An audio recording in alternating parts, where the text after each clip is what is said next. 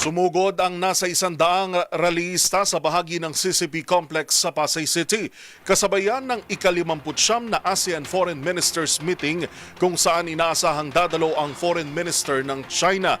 Sa pangunguna ng Filipinos Do Not Yield Movement, ikinasa ang lighting rally bilang pagkondena sa agresyon, panghaharas at pambubuli ng Beijing sa West Philippine Sea. Pinalagan din nila ang panibago na rasistang pag-atake ng China sa mga Pilipinong partikular ang paglalarawan sa atin bilang mga unggoy.